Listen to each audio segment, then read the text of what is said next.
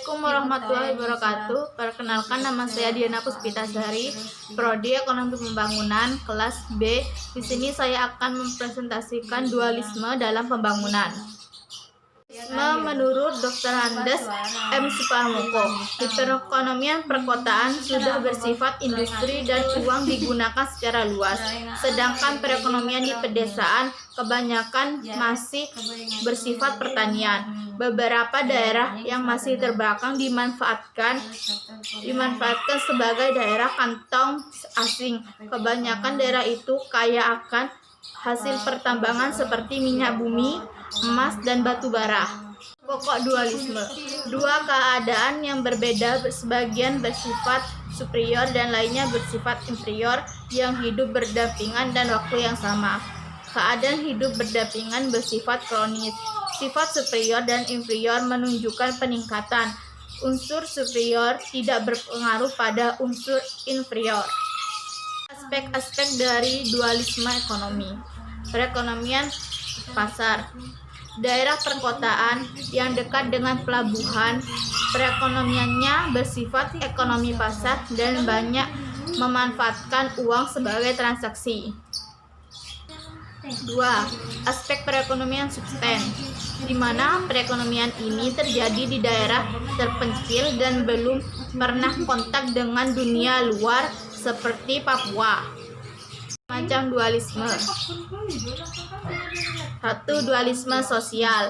Pada tahun 1910, seorang ekonom Belanda bernama J.T.H.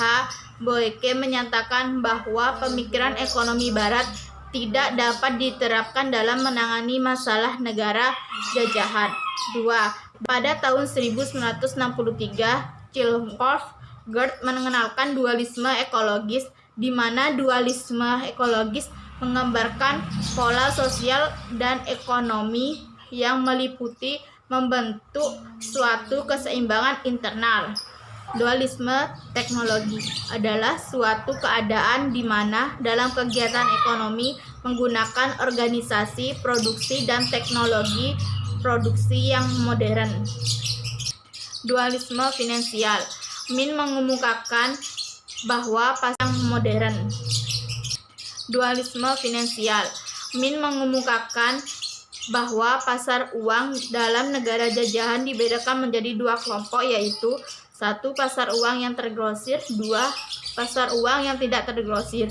Pasar uang yang tergrosir terdiri dari bank-bank, lembaga komersial, dan lembaga keuangan bukan bank. Sedangkan pasar uang yang tidak tergrosir, pasar uang yang bukan terbentuk institusional dan biasanya menonjol di pedesaan yang